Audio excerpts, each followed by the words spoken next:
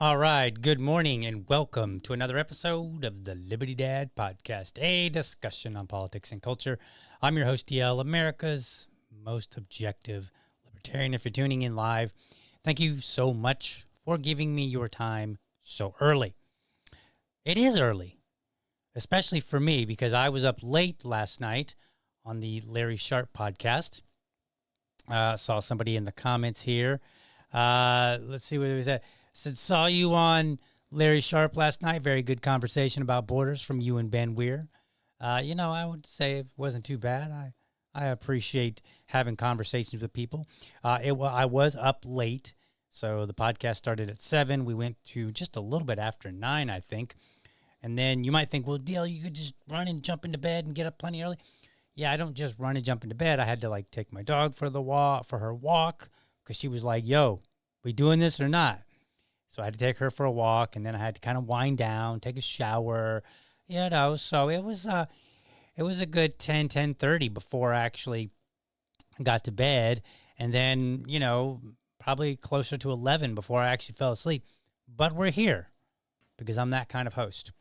All right. So if you hadn't seen it, if you missed that episode last night, maybe you were busy doing stuff. Maybe I don't know. Maybe you were like, I'm going to go and argue with my neighbors at an HOA meeting. Just saying, I don't know if anybody out there did that. But let's just say that was you. You were busy. You could always go to the show notes, and you can click on the link for Larry Sharp, and it'll take you right there, and you can go watch Ben and I discuss. It wasn't really much of a debate so much as it was a discussion. First and foremost, Ben and I are actually friends, like real friends. Not the kind where you're like, yeah, we're friends, and then we get up there to debate, and we just say mean things to each other. Like I've seen in some debates. No, we're actually friends. And we actually don't disagree on a lot of things. Much of our disagreement is kind of like how do we get to where we would like to be?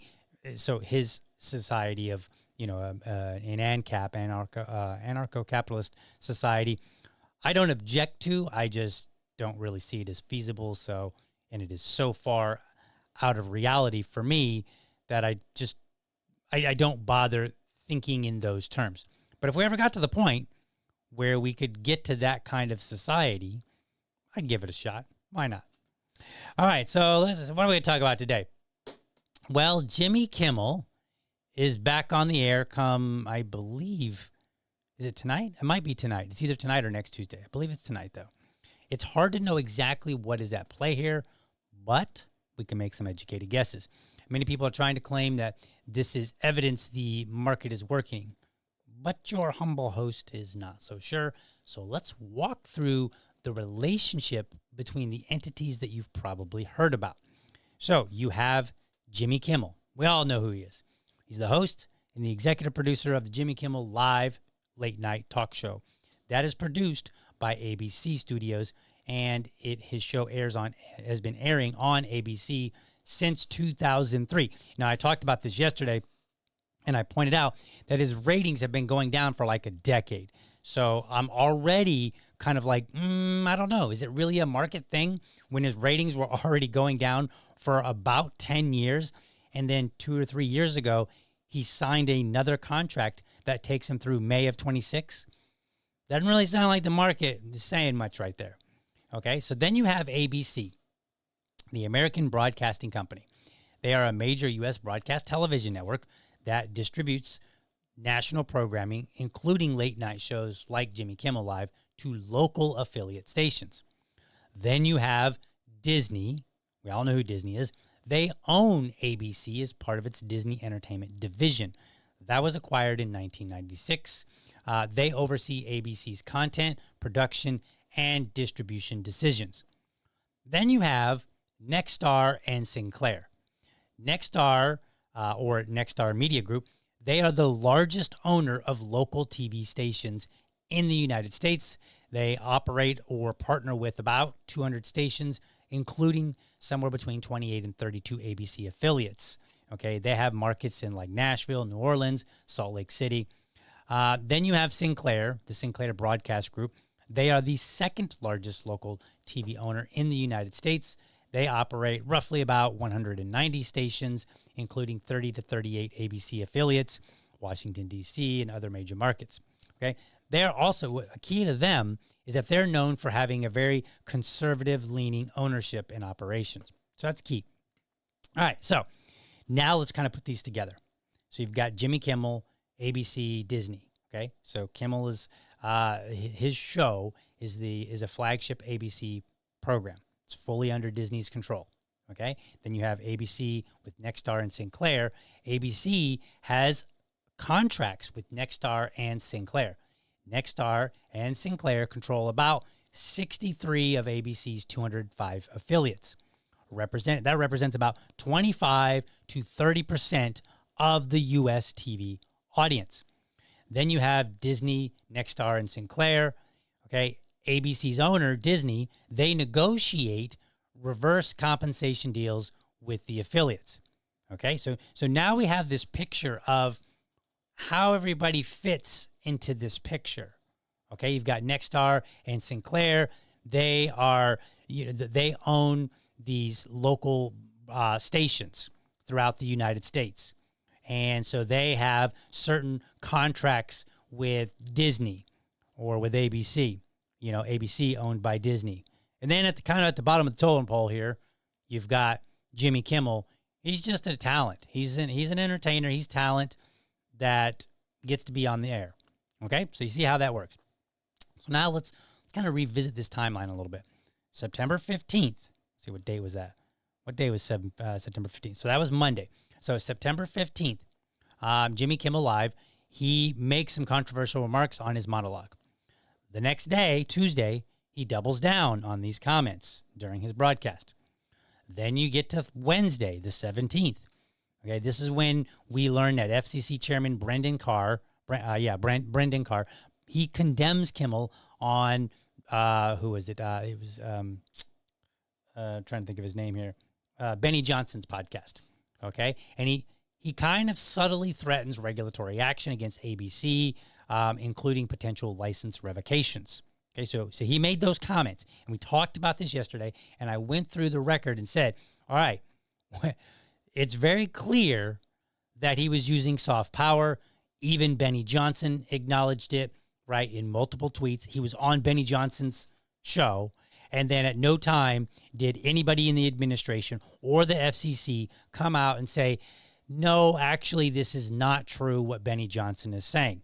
So they did not rebuke him. So their silence speaks volumes. I don't care what your favorite or unfavorite or whatever. I don't care what the influencer that you are seeing on social media is saying. I'm going by what Benny Johnson said and what the administration did not say, right? They did not come back and say, yeah, it's not quite true, okay? So I think it's fair to say that, yes, he absolutely did threaten them. Very soft and subtle threaten, right? Maybe not too subtle, but it was there. So then you had September 18th to the 21st. So that's Thursday through Sunday. You have all this protest and debates over government pressure on the media. So you have all, now there's commotion, right? There's public commotion going on.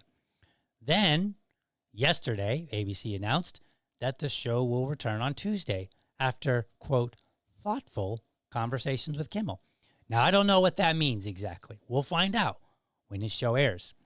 So even though ABC reinstated the program, and even though Sinclair and Nexstar made their decisions they're not going to air the program, the fact remains that the FCC chair, Brandon Carr, made clear and unambiguous comments suggesting FCC involvement.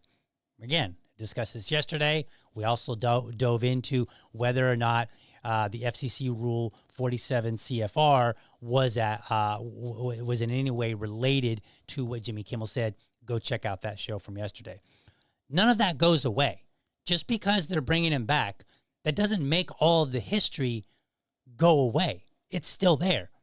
Brandon said what he said on Benny's show. Okay? Like, it doesn't change anything. Now, it is true that there is some market influence. I wouldn't say there's none.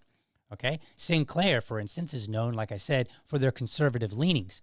That certainly plays a role here. Charlie Kirk is a big deal in the conservative movement, right? It would make sense that Sinclair would be very sympathetic to Charlie Kirk, particularly since Jimmy Kimmel's comments came prior to the memorial service, which was huge.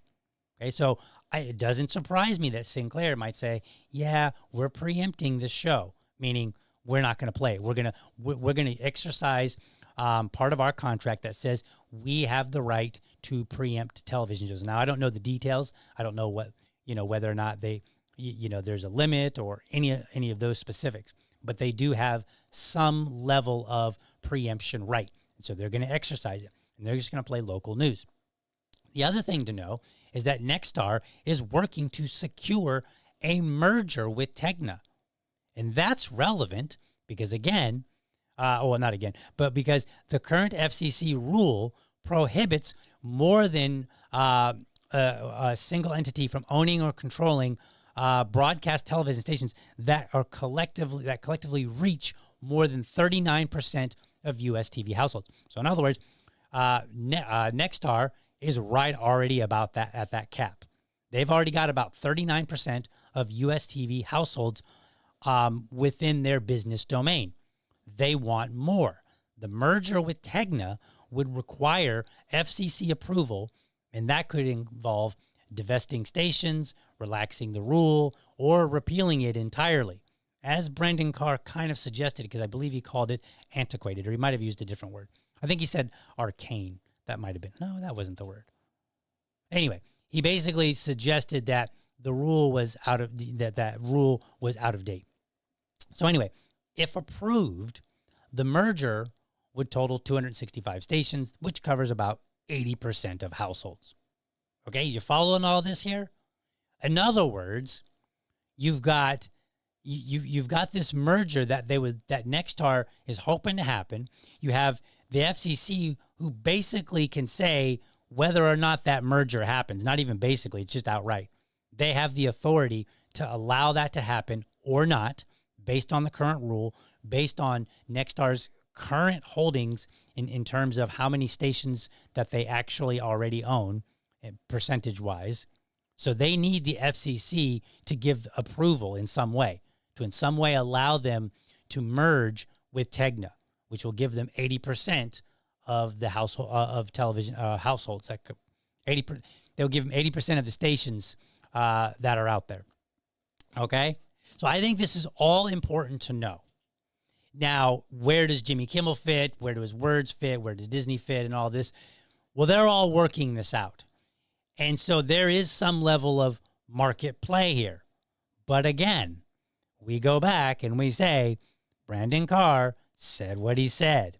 And you can go and check yesterday. I show where he retweeted things where Trump was saying, hey, the reason that Jimmy Kimmel was pulled was because of the market, blah, blah, blah. He didn't. I think he retweeted Benny Johnson a time or two, but he didn't dispute anything. So to me, I think it's very clear that that he did, in fact, say it. He acknowledges through his silence that he said it, and that is the problem. At the end of the day, I don't care if Jimmy Kimmel is on the air. I really don't. I don't watch him. If I ever see Jimmy Kimmel, it's because I saw a clip on the internet that caught my attention. That's it. So do I, am I bothered that he gets removed from it? No, not really. Do I think he's funny? Not really. I don't think he has been funny, and I think the market has been saying he's not been funny for quite some time now. So none of that is my concern. My only concern is that the government got itself involved and that the government is normalizing the idea that they can further infringe on our First Amendment right. And I walked through this yesterday, how, Jimmy Kimmel, what he said, regardless of how you feel about it, regardless of how you feel, what he said has nothing to do with the FCC rule that people have been talking about. It has everything to do with his First Amendment right to come out and say something. And so if the government is basically saying, man, Nexstar, be a shame if that merger didn't go through because you wouldn't pull Jimmy Kimmel off the air, right? That's a problem. That's not the government's role as far as I'm concerned. Their role is to resolve disputes, not necessarily micromanage who gets to be on the air, either directly or indirectly by threatening whether or not a merger might happen. So I just wanted to kind of clear that up as we go forward. Now, we'll find out what Jimmy Kimmel has to say. Maybe he'll come out. Maybe he'll offer an apology. What I read was, I think Sinclair demanded that he offer an apology and he make a sizable donation to TPUSA before they're willing to put him back on the air. They can do that. I think it's silly, but they can do that. They could say, here are the terms under which we will play your show. And if the audience is mad about it, the audience, the households for which they cover, if they are mad about it, then they can revolt and say, we're not watching the news, which I suspect they might not, or they might. I don't know. It's very hard to tell. But I think at the end of the day, where we should be as a society is looking at it and saying, the ratings drive everything. Ratings meaning, are people watching? If people don't want to watch Jimmy Kimmel, then they turn the channel, and then all these players will have to figure out what they want to do. Will ABC just say, hey, you know what? It looks like nobody wants to watch this guy. Let's just get him off the air and see if we can't put somebody else in because people aren't watching our channel during this hour. That's the way that it should be. And the FCC should simply remove itself from, as much as possible, as far as I'm concerned, abolish the FCC. And I would argue that that is the way that the right should be approaching this. They should be like, you know what? Let's just get rid of the FCC altogether, because then guess what? Later on, when the left is in control, and they will be, they'll come back to power. The Democrats will come back. When I say the left in this in power, I do mean Democrats more specifically. Okay, I realize that there's more to the left than just Democrats. We'll talk a little bit about them later. But when I talk about the left, I'm kind of generalizing, and it's okay. We're allowed to generalize a little bit on this show. We don't necessarily mean every single one of them. But when the left comes back to power, when the Democrats come back to power, will they try to silence people? I think it's important for people to remember the days of Rush Limbaugh. And you might remember that Democrats, or the left, if you will, they tried repeatedly to get him off the air. They used boycotts of some of his advertisers. They tried to get legislation passed that would basically require stations or programs to be more even. Instead of being like 3 hours of Rush Limbaugh, then maybe it would be like 1.5 hours of Rush Limbaugh, 1.5 hours of some competing, person on the left, that or just some other viewpoint. Right? They tried to do that. They tried Air America Radio, which was a total failure. That entity failed massively. Okay, so it is true that the left would like to regulate or minimize, regulate the airwaves, or at least minimize the voices of conservatives. We know this because we can look in history and we can see that they tried to do just that. They tried to play in the market. It didn't work. They tried to do it through legislation. It didn't work. They tried to do it through boycotts. It also didn't work. They just weren't successful at it because I think the majority of this country tends to lean more conservative, so they're going to be more interested in conservative voices. I also think that conservatives and liberals, if you will, or the left and the right, I think they each have their strength. I think the right has their strength in economic issues and basically talking heads. I think the left has their strength in like narratives and culture and things along that line. Okay. Now, some people disagree with me, and that's fine. But that's kind of that's how I view the lens of that's the lens that I use to view all of this. So that's my thoughts on Jimmy Kimmel. We will, I'll keep tabs on it, and we'll see where things go. My expectation is that the next time that he's on the air, he'll say something moderately, he'll make some lame apology and then make some moderate joke about all of this and then move on. That's my guess. And, but I could be wrong. Maybe he'll get on there and he'll triple down. Maybe he'll hit harder. I don't know.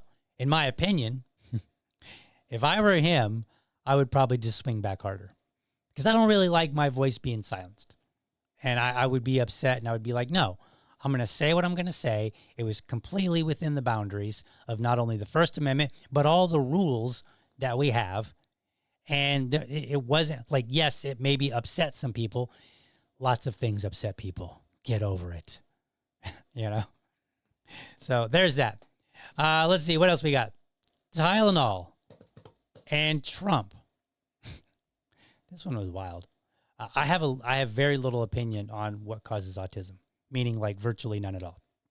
But I do recall the rise of autism, and I remember part of the response years ago to why the numbers were increasing, the number of diagnoses were increasing, was in part alleged to be because of better diagnostic criteria, and so like maybe that's it. Perhaps that would suggest though that the numbers were always there, but just unknown. Now, I'm a little dubious of that, having personally once been, in my opinion, misdiagnosed as having Asperger's. I know. I'm a libertarian. So you're like, DL, maybe you weren't misdiagnosed. You are a libertarian, and we know about the libertarian stereotype when it comes to autism. I know. So it's perhaps true, but I don't think so. I think that diagnosis, it was based on a single conversation through a psychiatrist, which came about through my attempt to deal with a pending divorce. So I don't know that it was actually a good diagnosis. But regardless, let's check out and see what Trump had to say about this, because it's always fun watching Trump. So let's check this out. See what he had to say. Tylenol. during pregnancy can be associated with a very increased risk of autism. So taking Tylenol is not good. All right, I'll say it. It's not good. I like how he's like, I'll say it. It's not good to take drugs while you're pregnant. Thank you, Mr. President, for being so bold.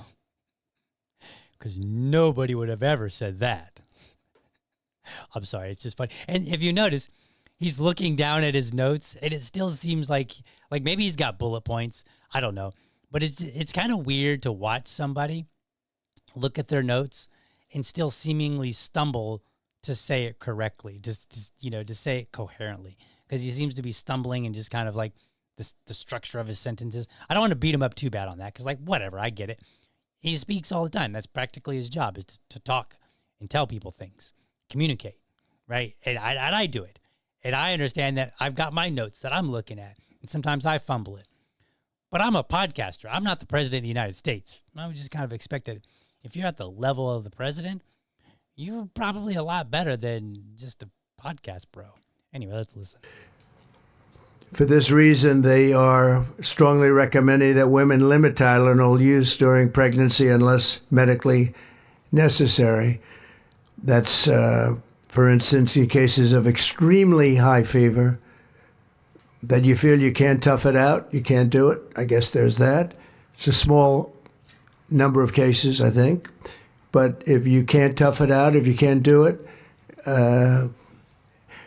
that's what you're going to have to do. You'll take a Tylenol, but it'll be very sparingly. It can be something that's very dangerous to the woman's health. In other words, a fever that's very, very dangerous, and ideally a doctor's decision, because I think you shouldn't take it. And you shouldn't take it during the entire pregnancy. They may tell you that toward the end of the pregnancy, you shouldn't take it during the entire. And you shouldn't give the child the Tylenol every time he's born and he goes and has a shot. You shouldn't give a Tylenol to that child. All pregnant women should talk to their doctors for more information about limiting the use of this medication while pregnant. So ideally, you don't take it at all. But if you can't tough it out, or if there's a problem, you're going to end up doing it.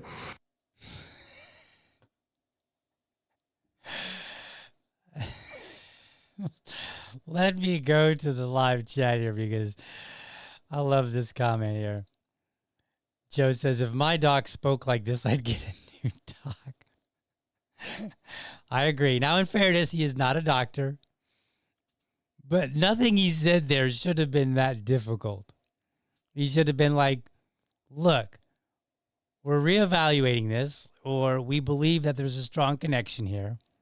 We advise women to have a frank conversation with their doctor and ask him, is Tylenol right for you? No, I'm just kidding.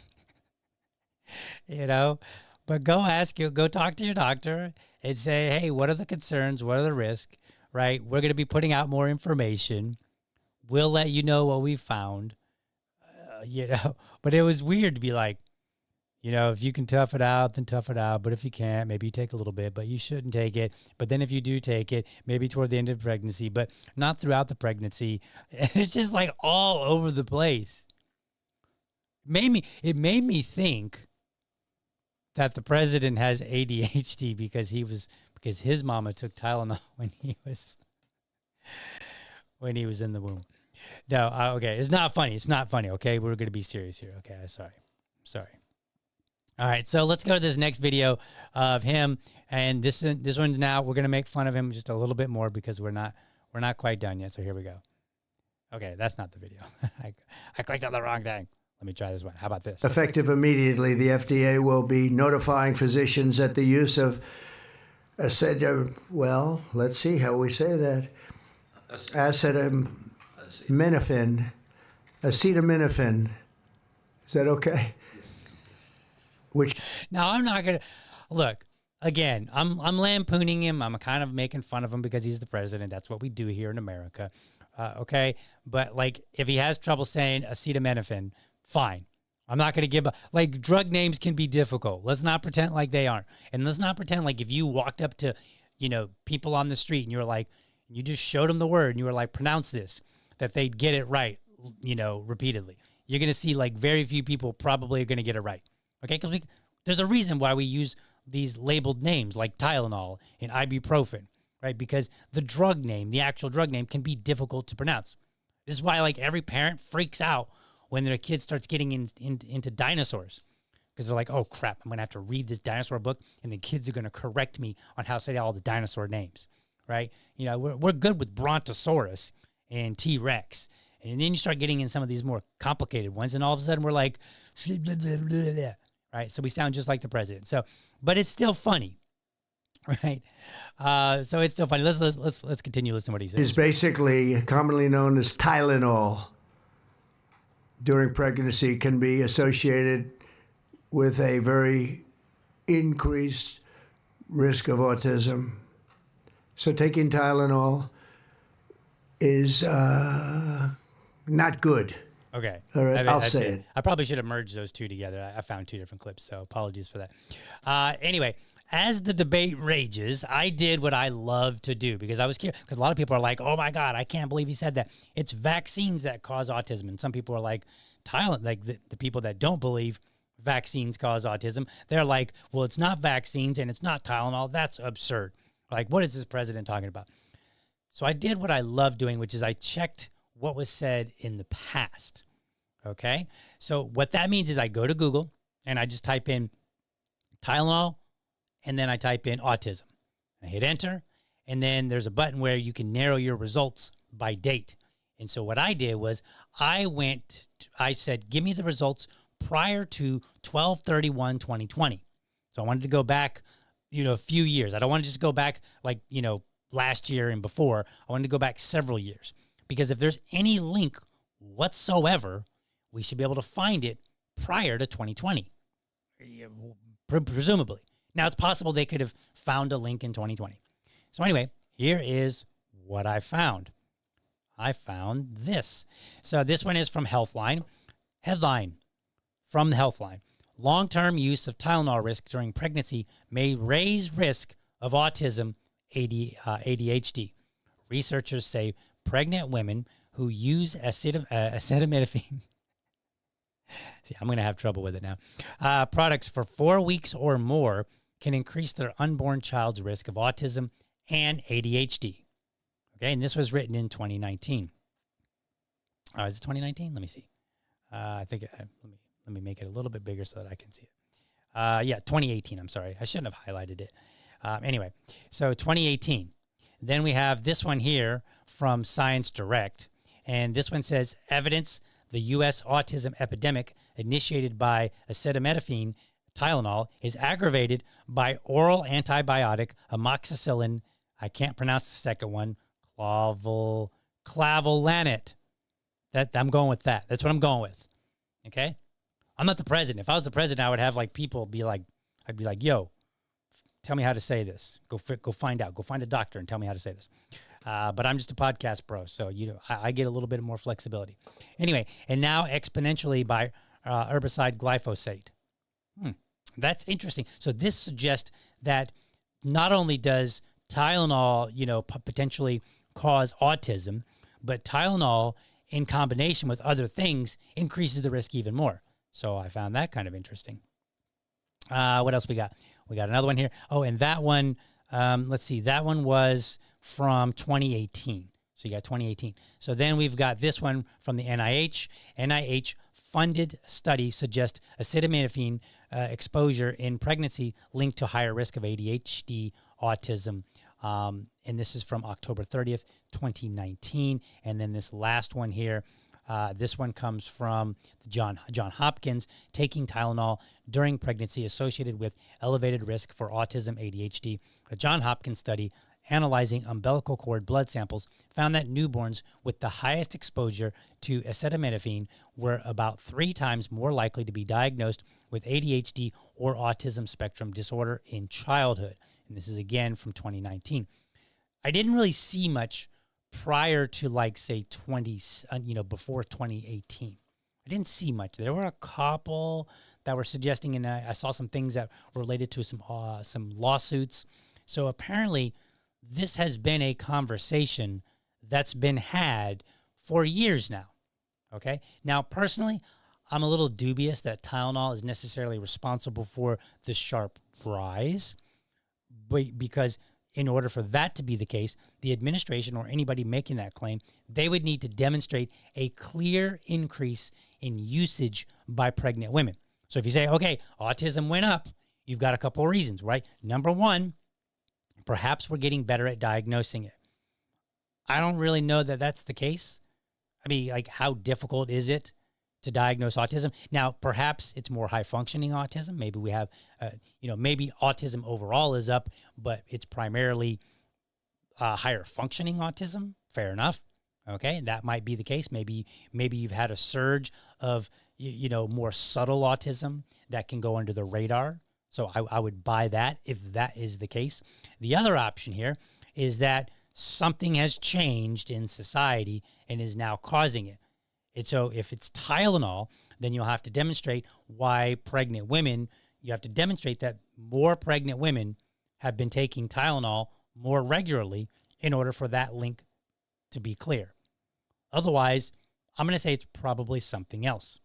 Now, it also could be, remember the Science Direct article, it could be the case that autism was kind of steady. Then we had this increase. Women taking Tylenol was relatively steady, but then we have more glyphosate in our food, and that maybe created higher incidences of autism, right? So in other words, what I'm getting at is, in order for us to look and say Tylenol is responsible in any way, shape, or form, we need to demonstrate some things have happened, have changed. We can't just go, oh, it must be Tylenol, okay? Because if the level of Tylenol usage has not changed over 30 years, why would it be that, right? Unless something else is contributing. So it could be the case, but it also could be, that it's Tylenol. It could be the case that it's a combination of things, as Science Direct noted. But, if there are multiple factors, then I'm going to kind of lean toward it's even less likely, because the more factors that are involved means more people have to engage or be exposed. So how does that happen? So I don't know. I just thought this was interesting. I'm not going to make any claims to this because I haven't studied it, and I don't make claims about things that I haven't studied. But a little bit of research gives me some things to think about. What do you guys think? Let me know in the comments. Speaking of comments, let's head on over and check out what y'all saying more in depth here. We're going to get to all the comments, not just that one. All right, let's see what you got here. Let's see here. Oh, hey, look at that. That's weird. Joe said he was at his HOA 3-hour meeting last night instead of the debate. Who knew? Interesting. Let's see what else we got. Let's see.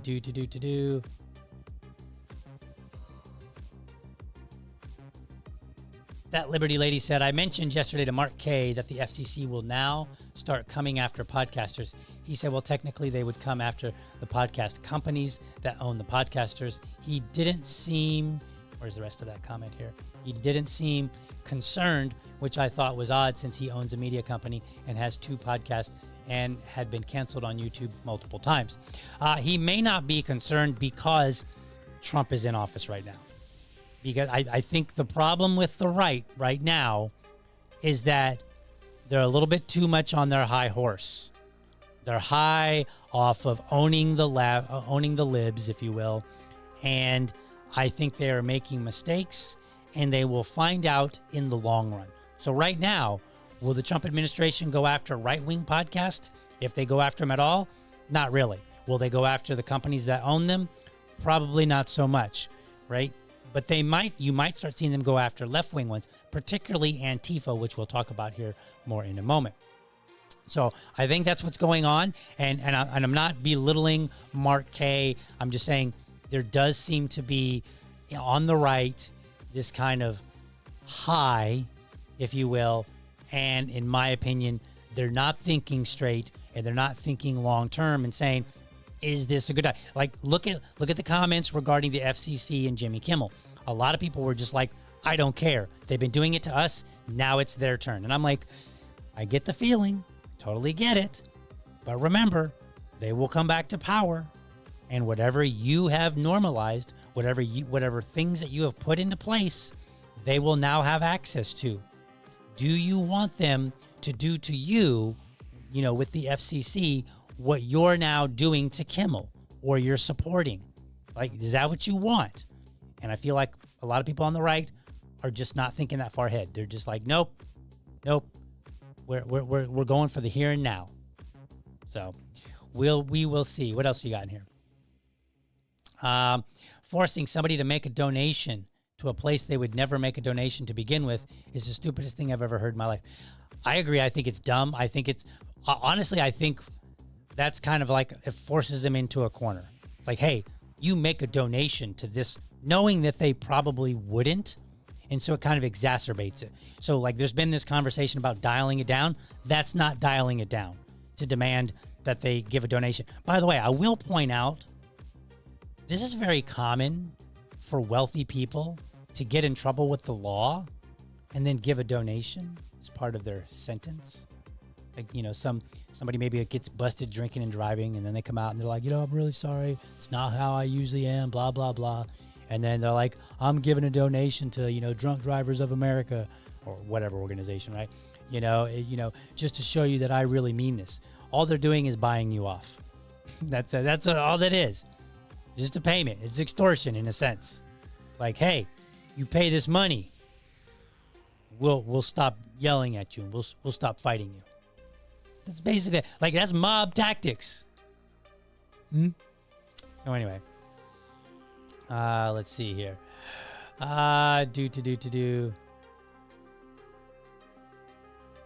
Joe said, on the matter of Trump, he actually did better than I would have on that one. I agree.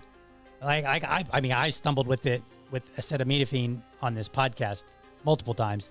And what you guys don't know is I literally looked up a pronunciation guide and put it in my notes. And I still get it wrong because, I'm not constantly looking at that note there that says acetaminophen, right? Acetaminophen. So, whatever. Of things that I'm not going to worry too much about is the pronunciation of drug names. I'm not going to worry too much about it. I'll poke at him because, he's the president. It's an American thing to do, right? Yeah, sure, we acknowledge, oh, yeah, I probably wouldn't have done any better, but he's the president, right? We got to lampoon our presidents, folks. Right, left, and in between. Not even just our presidents, but actually our government. Bully the government, as they say. Let's see. Government causes autism. Perhaps. Right? I wouldn't have to be so pedantic about things if the government would just dial it back. But they won't. Let's see here. That Liberty Lady says, along with the vaccine schedule, the type of food that people eat that is saturated with glyphosate could definitely be a cause. Perhaps. I'm not denying it. I'm just saying I personally don't know. And I don't take any particular stand on autism and what may or may not cause it. Let's see. This interesting point. You're told to eat your fruit and veggies, which is sprayed with glyphosate. You're told you're eating for 2 now, so you're eating even more of that food. Good point. It's a good point. Let's see.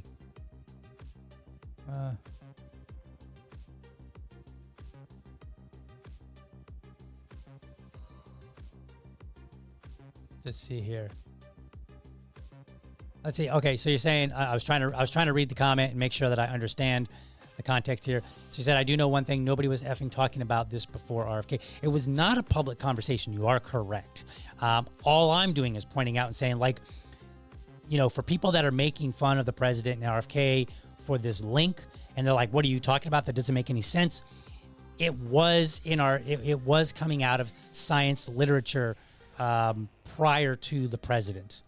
So, and that's the only thing that I'm pointing out is there were conversations being had in journals and in studies prior to this. So it is actually not some new thing that the president has drummed up. So I'm kind of defending him a little bit and just saying RFK, the president, they are popularizing this. They're bringing it to the public conversation. It has previously been in studies. So you are correct. I do agree with you. And I just want to clarify why I'm taking, why I'm pointing out the things that I'm pointing out. Let's see. What else? Keith Garrett says, too bad we don't have an internet. It's good. Yeah. Like if we had this thing called the internet, people could look up stuff. They could check out sources and results from history. They could be more educated, but they're not. Instead, they just gather together on social media and fight each other. That's why I like to say the internet was a mistake. In some ways, it was a mistake. Have you seen that meme? It's like, we were supposed to, the internet was supposed to make us all smarter and making us dumber. Like, it's kind of weird, isn't it? It's kind of weird how that works out.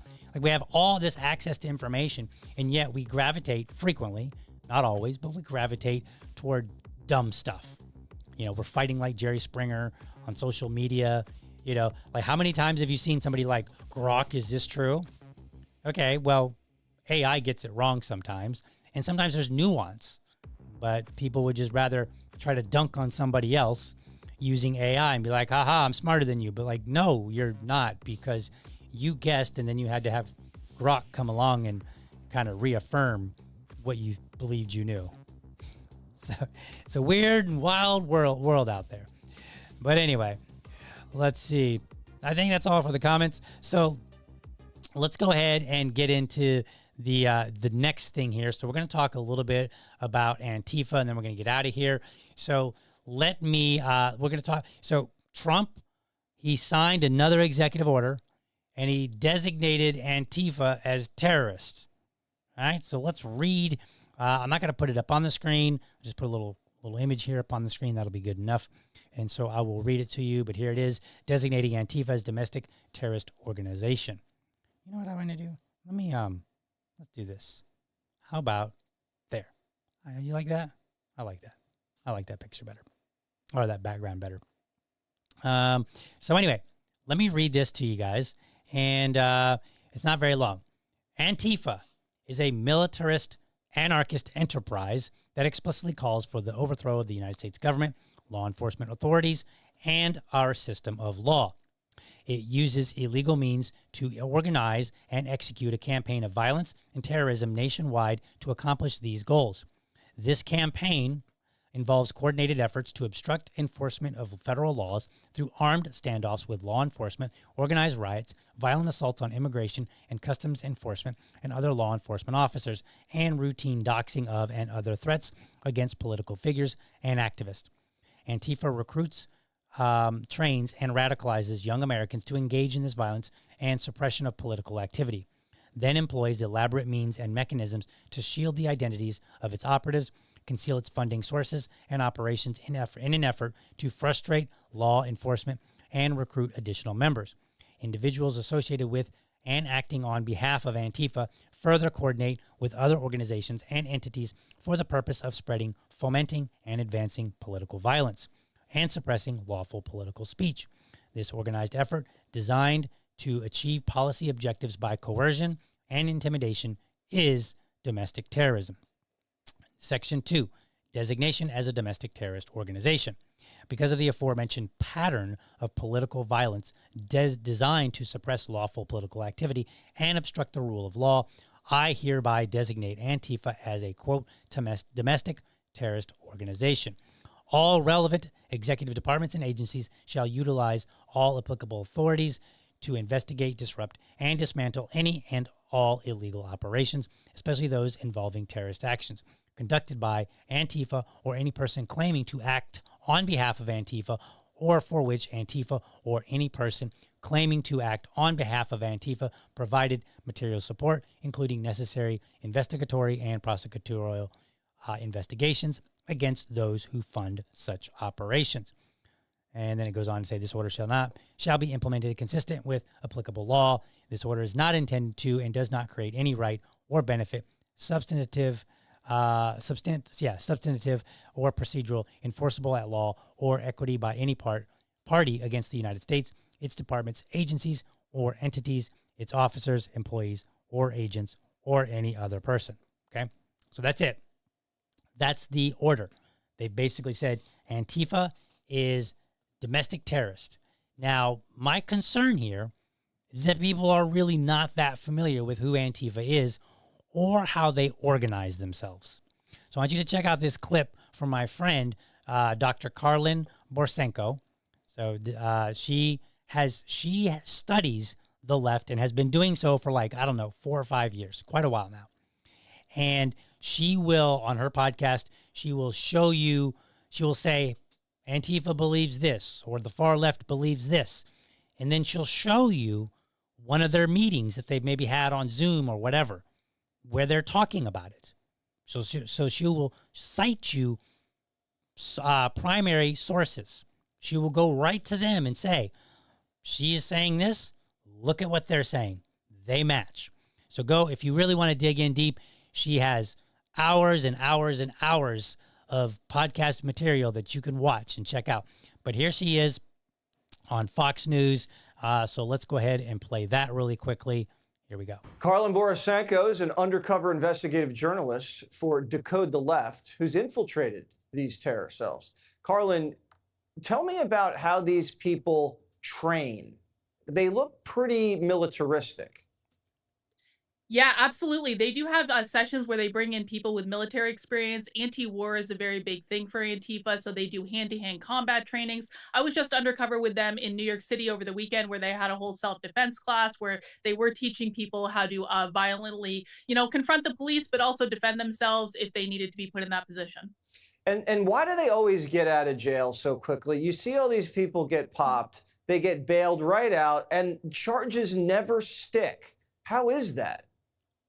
Well, Antifa, actually, they train people on how to get arrested. And it's interesting with far left subcultures because they actually volunteer to get arrested and go through this type of training where they are provided legal support, they are provided lawyers, they are provided all of this stuff with mutual aid. And so as soon as they get arrested, Antifa basically goes down to the jail and they bail them out, and they are all set up with a lawyer and ready to go. So they plan all of this stuff out ahead of time, and they have the resources set up for people to be able to be taken care of. Yeah, I mean, obviously someone's paying for their legal representation. What is the core mission of Antifa? Is it anarchy? Are they anarchists?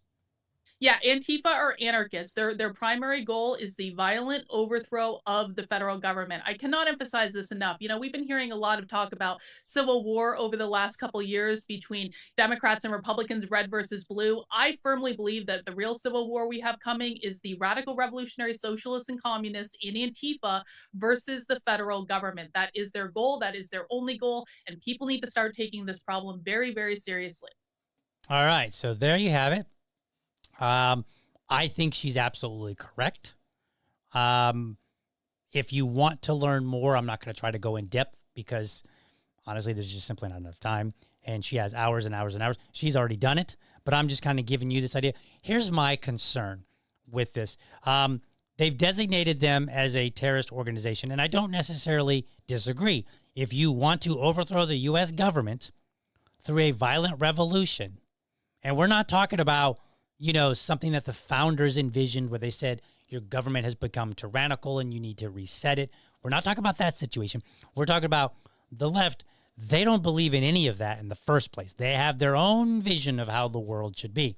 And it is not at all compatible with what the founders wanted or set into place.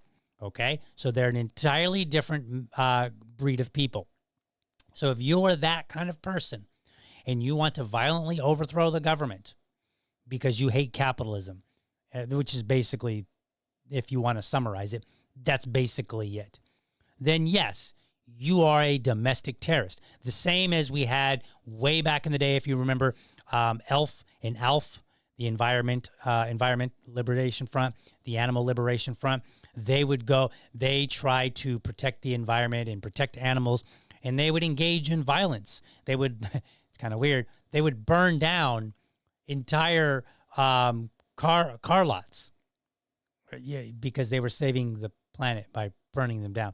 So, but they would do these kind of things. They would engage in violent actions. ALF would go and they would burn down farms and stuff like that and let all the animals loose. They would that's terrorism. Okay, plain and simple. But my concern is that Antifa is far more decentralized. And so it's unclear to me exactly how the president is going to actually do anything. Now, if you think I'm joking, in the show notes, you can go and check it out. The Congressional Research Service back in 2020 had this long report, and it was titled, Are Antifa Members Domestic Terrorists? Background on Antifa and Federal Classification of Their Actions. Here's part of what it said. Some members are willing to commit crimes, some violent, to promote their beliefs, although much Antifa activity involves nonviolent protest, such as hanging posters, delivering speeches, and marching. As a core purpose, Antifa groups track and react to activities of individuals or groups they see as advocating fascist views such as neo-Nazis, racist skinheads, white supremacists, and white nationalists. I want to pause here for a second. If you know who Shoe on Head is, she had a podcast episode. She was talking about the killing of Charlie Kirk. And she made a point, and she said there's a lot of people on the left that support either they were happy that Charlie Kirk was killed or they're ambivalent about it. Okay? They're not all Antifa. And she was kind of alarmed that so many people that she knew who seemed to be normal, everyday, average, left-leaning individuals supported this. And then she went on to point out that a lot of people on the left, she is left-leaning, especially economically, a lot of people on the left have called her a Nazi or her a fascist. These terms are out of control. They like, if you're on the right and you're like, well, I'm not a neo-Nazi, I'm not a skinhead, I'm not a fascist, that's what you see. And you're probably correct. But many on the left, they have a very expansive view of what it means to be a fascist. I think it was Blair White who said, they don't kill you because you're a fascist. They call you a fascist so they can kill you, right? That's very poignant comment. And so one of my concerns is that the government here, they're looking at, and they understand Antifa as being against this extreme right. But I don't think they realize that Antifa also has issues with the moderate right, probably most of anybody on the right, and even some of the moderate left. They are an entirely different breed. All right, let's continue reading what the Congressional Research Service said, again, back in 2020. While few concrete Antifa principles exist across all groups, U.S. supporters have articulated 4 shared obligations. According to some adherents, Antifa groups must, 1, track the activity of fascist groups, 2, oppose their public organizing, 3, support anti-fascist allies attacked by fascists or arrested by police, and 4, not cooperate with law enforcement. Okay, so these are definitely within the category of revolutionaries. Okay, they are dangerous. Now, here's the problem, unless they're committing a crime or actively planning a crime, there's really nothing for government to do. That's part of the problem. And as their own report said, that although much Antifa activity involves nonviolent protest, such as hanging posters, delivering speeches, and marching, right? That's what they said. They pointed out, and that's true. There is some violence. The problem is, if you just engaged in violence like willy-nilly, then everybody's going to be against you. But if you occasionally lob some Molotov cocktails, people will condemn that.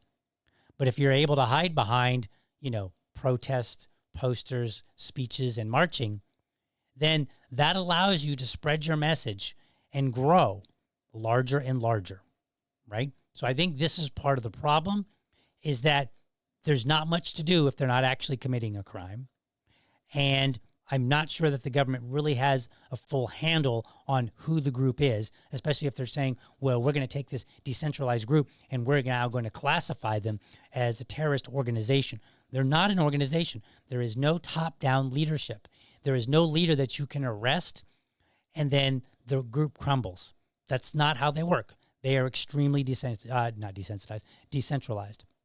All right, the report goes on to say this.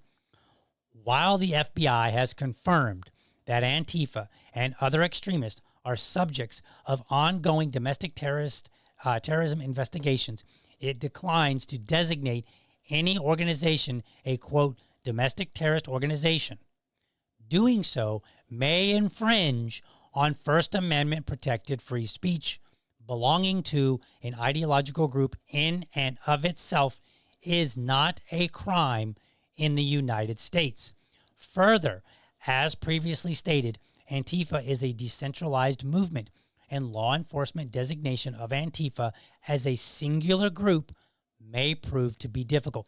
The government's already told us what Dr. Carlin would tell us. They're decentralized. You can't just go and say this decentralized movement is a terrorist organization.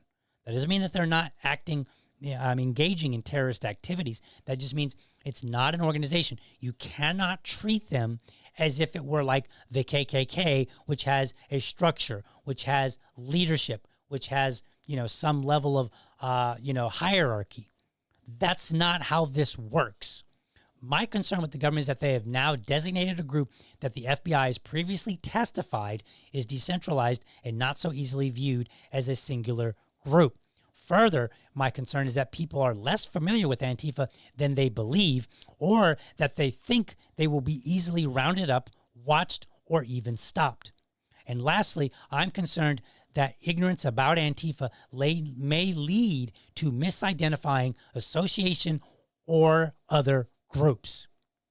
Okay? I said, they are anarchist, but they're not anarchist in the sense that libertarians are anarchist. Okay? Libertarians believe in voluntary transactions. When they say they're anarchist, they just say, look, we don't believe in having a government. That doesn't necessarily mean that they believe in overthrowing the government. The anarchist in the libertarian circles are far different than the anarchist in Antifa circles. Far different. But government's not necessarily, or how well are they going to say, okay, this is anarchist type A, this is anarchist type B, we're cool with the anarchist type B. They're not going to do anything anyway. They believe in voluntary transactions. They believe in the non-aggression principle, so on and so forth. While anarchist type A, they do not believe any of those things. The government's very good at overgeneralizing and getting things wrong. That's a big concern of mine. Now, you might say, well, DL, you're just, maybe you're just being Chicken Little here. Okay, let me show you another video. And this video is of this was back in 2021. This is the former CIA director, John Brennan. I want you to listen to his comments here about group organizations and domestic terrorism. I was thinking today that this is the most relaxed I've been in the course of many inaugurations I've watched, because I'm not responsible for it. But I can tell you that when I was in the government, I had white knuckles because of the nature of the threats. But it's so much more difficult today because of what we have seen, not just over the last 2 weeks, but that certainly has riveted our attention, but because of this growth in polarization in the United States and domestic violence in white supremacist groups. So I know, looking forward, that the members of the Biden team who have been nominated or have been appointed are now moving in laser-like fashion to try to uncover as much as they can about what looks very similar to insurgency movements that we've seen overseas. Mm-hmm. Okay. So he's like, what's going on in the United States? There's insurgency, or they act and they behave, they act and they look like insurgent movements abroad. That's what he's saying. Now I want you to listen to the groups here in just a moment that he lays out. Where they germinate in different parts of the country and they gain strength, and it brings together an unholy alliance frequently of religious extremists, authoritarians, fascists, bigots, racists, nativists, even libertarians. Oh, that's weird. So back in 2021, he was concerned about libertarians. He was concerned about bigots. You want to talk about how the left is winning? When the right says we're concerned about bigotry, right? I don't know if he's on the right, right? But if that becomes part of the conversation, that bigots might need to be taken care of because perhaps they're acting like insurgents, right? I mean, that seems to be a problem to me. And then what else he said? Religious extremist. What does that mean? Is there a clear-cut definition of what it means to be a religious extremist? Where do we draw that line? Right? So these are terms, many of these terms are very wide open to interpretation. That's my concern. So let's listen to the last 30 seconds. And unfortunately, I think there has been this momentum that has been generated as a result of, unfortunately, the demagogic rhetoric of people that just departed government, but also those who continue in the halls of Congress. And so I really do think that the law enforcement, Homeland Security, intelligence, and even the defense officials are doing everything possible to root out what seems to be a very, very serious and insidious threat to our democracy and our republic. Okay. So in 2021, former director of the CIA, John Brennan, pointed to more right-leaning groups or classifications, bigotry, racist, right? These are classifications that the left tends to look and say, oh, yeah, that's people on the right doing that. Okay. So he was like, hey, look, we have this domestic terrorism problem. And here are some of the groups that concern me. Okay. And we can laugh at him and be like, libertarians, right? You're concerned. You can laugh all you want. He was the former CIA director saying this. Okay. And so the left is, when they're in power, they're looking at all these groups on the right and they're like, hey, we got a domestic terrorism problem. But right now, the right is in power. They're doing the same thing. They're looking and they're saying, well, we got to classify this group as, people under this banner as a domestic terror organization, this group as a terrorist organization, right? And it seems to me that both sides are normalizing the idea that there is a huge domestic terrorism problem. Are you concerned? Because you should be. They're both playing the same game. And what that means is, in some sense, they will support the infrastructure that's built and designed to deal with that. And so then it's just a matter of who has the power, who gets to make designations. If Trump can designate Antifa as a domestic terrorist organization, despite the fact that they are not organized in that way, despite the fact that the FBI clearly said it's probably going to be challenging to do that because of their decentralization, what happens when a Democrat comes into office later? Are they going to be like, yeah, this Libertarian Party, people who identify as libertarians, they're not quite Antifa, but they're close. And they can make their arguments for why, right? Or whatever. They could say, hey, if you're a 3%er, you're a terrorist organization. If you're a Tea Party, you're a terror. Like, where does it stop? This is my concern, right? And I'm not downplaying, trust me, I'm not downplaying Antifa.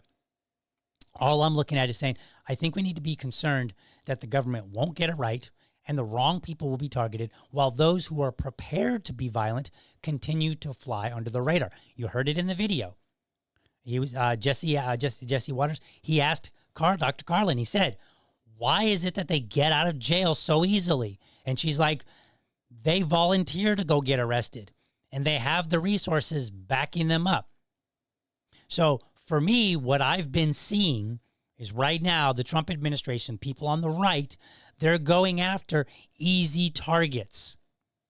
Remember right after Charlie Kirk was killed, you had all these nobodies on TikTok and some on other social media gloating about it, posting their dumb videos, and the right got very angry, went and got a lot of them canceled from their job. Okay, those aren't people with power, and they're certainly not Antifa. There might have been one or two that were Antifa, but you didn't know it because they're not telegraphing necessarily who they are so much, right? And so we ended up getting the low-hanging fruit from that end. You know, then we look at, we sort of kind of got Jimmy Kimmel fired, but not really, okay? He's low-hanging fruit. He's not anybody with power. And so this is my concern, that we're going after the easy targets. Look at immigration. Trump came in and said, we're going to get rid of all these violent criminals. the ones that came through during Biden that allowed them. We're going to get those. But then we just kept seeing story after story after story after story of somebody here. In many cases, it was very questionable whether or not they even should have been deported. And then number two, these people that we kept seeing had been here for like 10, 15, and 20 years. I'm like, well, if you've been here 10, 15, or 20 years, you're not the person that came during the Biden administration. Whatever views some people had about those that came over during the Biden administration, that's not who they were. And so I am concerned that our government is making all these classifications and then going after low-hanging fruit, not even the ones that they're necessarily telling us they're going to go and get. Okay? And again, the Libertarian Party and its movement is full of anarchists. Will someday the line be blurred between a libertarian anarchist and an antifa anarchist? I surely hope not. Okay? Because libertarians, unlike antifa, like I said, they believe in peaceful and voluntary interactions with their fellow man. They oppose violence when not in defense of self, property, or the defense of another. So these are my concerns.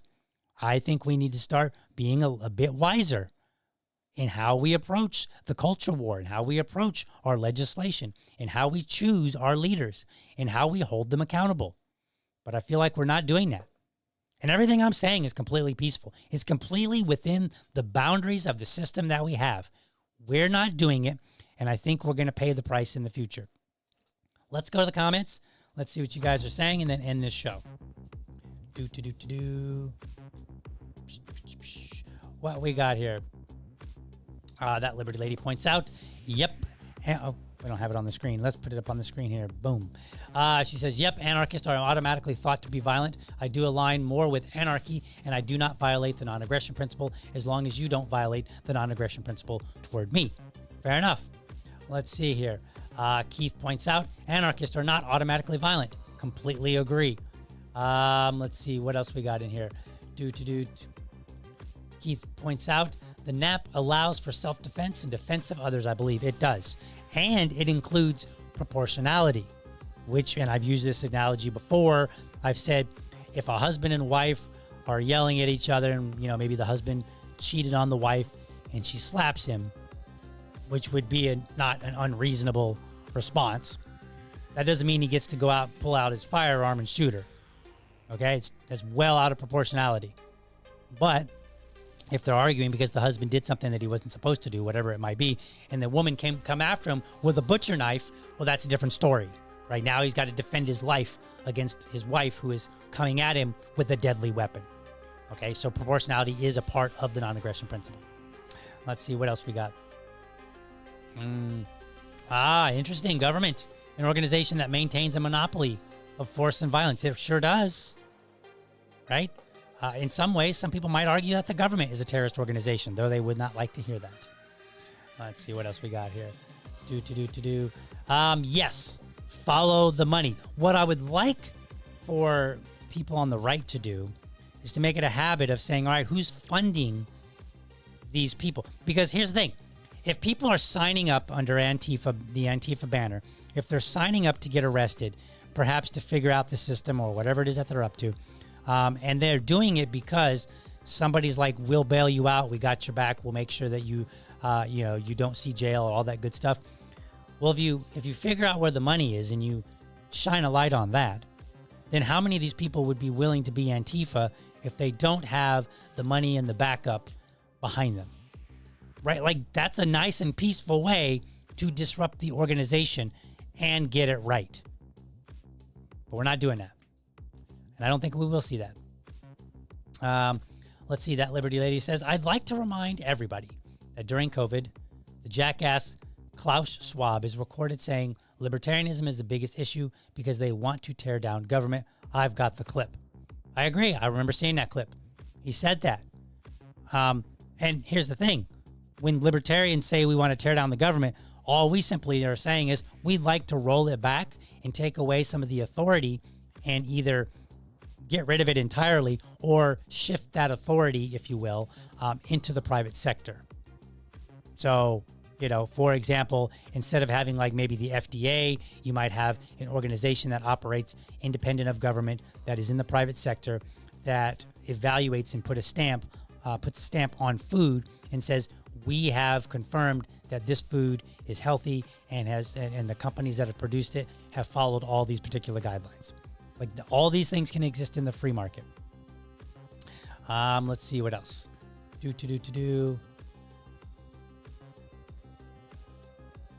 Last comment here. Libertarians don't like large, central, violent governments. Absolutely correct. That is indeed the case. All right, folks, that's my show for today. Thank you so much for joining. Remember, you need to help out the show. Go to blackgunsmatter.shop. You can get 10% off by using the code LibertyDad, all one word, or you can drop down into the show notes, use the referral link, and it'll set that all up for you. You can also go to my link tree. You'll see that here in just a moment. Go to my link tree. Follow me on other social media platforms. Also, make sure to go to Patreon or go to Buy Me a Coffee. Drop me a few dollars. That helps out the show. That allows me to produce a better show, get subscriptions to things that are behind paywalls. You know the game, right? You get it. It costs money to produce this show. And so the better you can help out me, the better I can produce the show. We can take this show and make it one of the best libertarian shows out there. That's my goal. Not even one of the best. I want it to be the best. So that's my pitch to you, but I get it. Some of you might be cash strapped.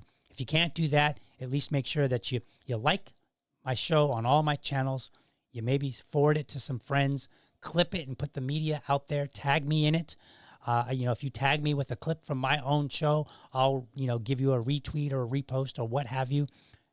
Those are ways that you could support the show monetarily or without money. Please do that. But with that being said, I'm going to close the show for today, and I will see you back again tomorrow for POTUS Weekly.